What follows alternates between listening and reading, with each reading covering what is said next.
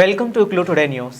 అక్రమ కట్టడాలను ప్రశ్నిస్తే మంచినీళ్లు బంద్ చేసిన ఘటన వికారాబాద్ జిల్లా కోట్పల్లి మండలంలోని ఎన్ఆర్ఎం గ్రామంలో చోటు చేసుకుంది.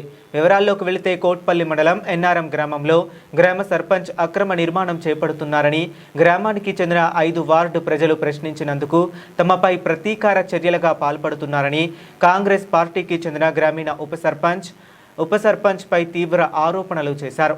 ఇట్టి విషయంలో కోట్పల్లి తహసీల్దార్ గ్రామస్తులు ఫిర్యాదు చేశారు. అయితే ఇట్టి ఫిర్యాదును జీర్ణించుకోలేని గ్రామ సర్పంచ్ ఉప సర్పంచ్ మా గ్రామంలో 5వ వార్డు 4 రోజుల నుండి త్రాగునీళ్లు లేక విద్యుత్ నిలిపివేశారని గ్రామస్తులు ఆవేదన వ్యక్తం చేశారు.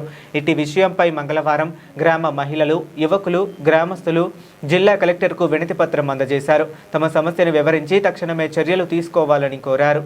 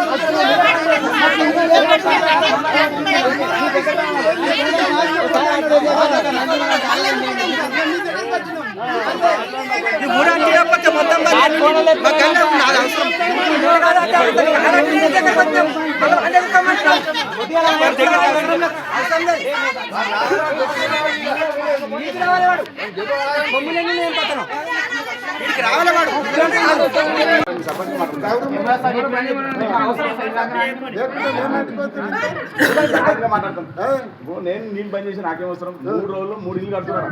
ఆ కంప్లైంట్ చేసి మట్టి కొట్టుస్తారంటే బంద్ చేస్తాను సార్.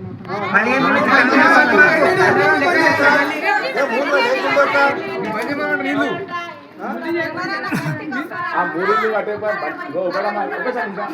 గవర్నమెంట్ దాంట్లో 3 ఇల్లు కట్టుకుని కంప్లైంట్ చేసింది మాజీ సర్పంచ్ చేస్తే పని చేస్తాను వచ్చినాం. పని చెప్పినాం.